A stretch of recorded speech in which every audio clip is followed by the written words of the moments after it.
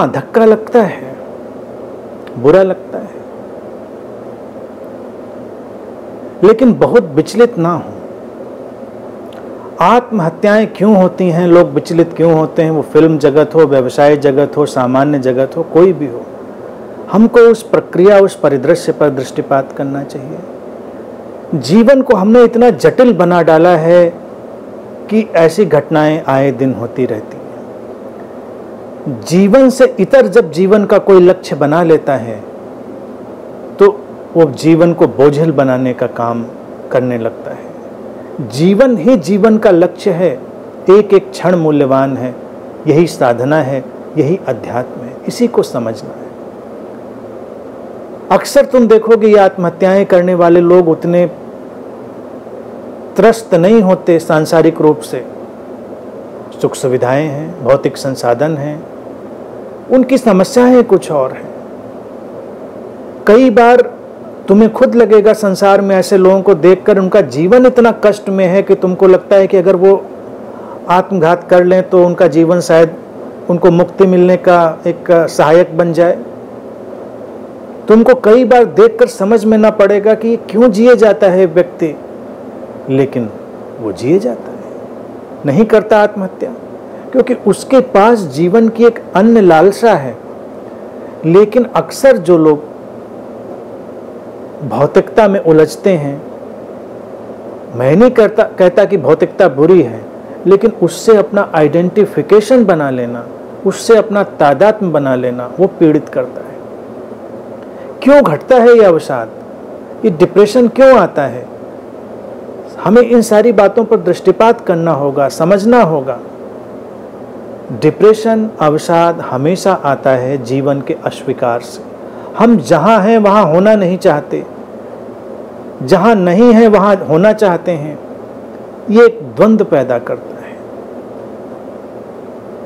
जीवन अपने ढंग से हमारे पास आता है, उसके मूल्य को हमें पहचानना चाहिए, उसका स्वागत करना चाहिए, और फिर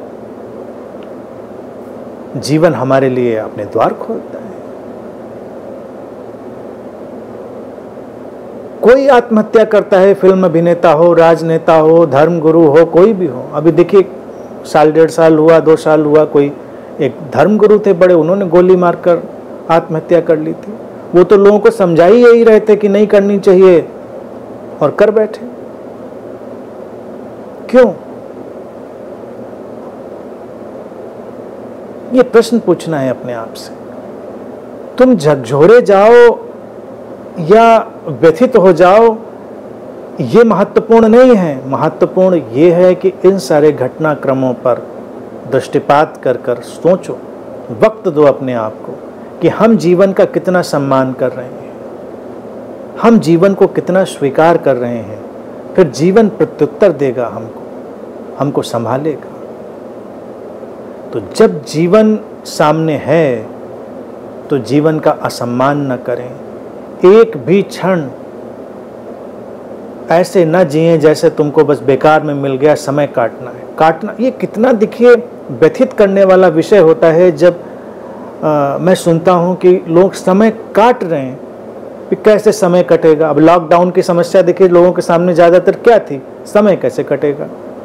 तो डिप्रेशन की मात्रा बढ़ी लॉकडाउन में, तमाम लोग अवसाद में जाने लगे। तो कोई खाए चला जा रहा है, खा खा के मोटा हो रहा है, तो कोई कुछ कर रहा है, कोई गुमसुम बैठा है। इतना बेशकीमती समय तुम्हें काटना पड़ता है, काटना पड़ता है। कितनी हैरान करने वाली बात। हमने समय का, जीवन का कोई मूल्य समझा ही नहीं कभी।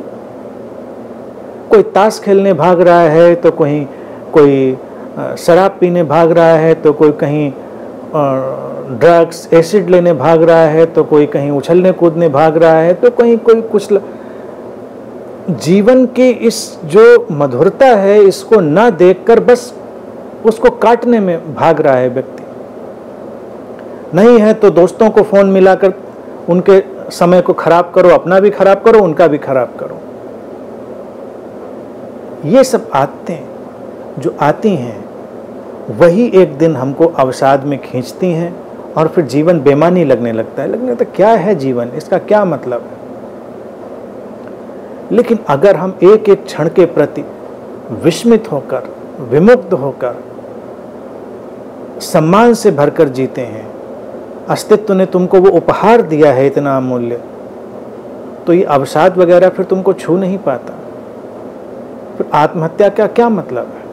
कोई मतलब नहीं। अस्तित्व को तुम्हारी सांसें जब लेनी होंगी वो विदा हो जाएंगी। लेकिन फिर दूसरा ढंग भी है, तुम इसको देखने का एक दूसरा नजरिया भी ले सकते हो। सांसों का थमना तो है अस्तित्व का एक खेल, कब कैसे थमेंगी कोई नहीं जानता। किसी की बीमारी में, किसी की दुर्घटना में, और आत्महत्या को भी एक दुर्घटना ही मान लो। मानसिक रूप से व्यक्ति शायद अवरुद्ध हो जाता है, सोचने समझने की क्षमता रुक जाती है और दुर्घटना घटती है, वो भी दुर्घटना है। उसको वैसे ही जाना रहता होगा, वो वैसे ही चला जाता है। लेकिन ये सब घटनाक्रम बनते हैं एक पहले की पृष्ठभूमि से। उस पृष्ठभूमि को ही हम जब समझते हैं तो इन सब चीज़ों से आगे जाने के रास्ते खुल जाते हैं। और वो रास्ता बस वहीं से खुलता है जब हम एक एक क्षण का सम्मान करना शुरू करते हैं, जीवन के मूल्य को स्वीकार करते हैं, बेकार में उसे जाया नहीं करते। इस पहचान की लड़ाई से हम कहीं भी अपने को जोड़कर लड़ना शुरू कर देते हैं, उससे हट जाते हैं, सहज हो जाते हैं, तो फिर जीवन भी सुंदर होता है। और ये कितना खूबसूरत है, कभी तुम देखो कि जीवन ही तुमको संभालता है। जीवन पर भरोसा तो करके देखो, हम भरोसा ही नहीं करते। हम कभी जीवन पे भरोसा नहीं करते। हमको लगता है कि जैसे हम अलग थलग पड़े हुए हैं एलियन की तरह से। लेकिन यकीन मानो, जीवन करुणावान है, अस्तित्व करुणावान है, वो तुमको संभालता है, अभी भी संभाले हुए है। तो इन सब चीज़ों को अगर हम निगाह में लाएंगे तो ऐसी घटनाएं अलग रूप में होंगी। किसी का मरना तो बंद नहीं होगा, लेकिन दुखद ढंग से मरना बंद हो सकता है। एक जो ट्रैजिक एंड है वो बंद हो सकता है, बाकी आना जाना तो चलता ही रहेगा।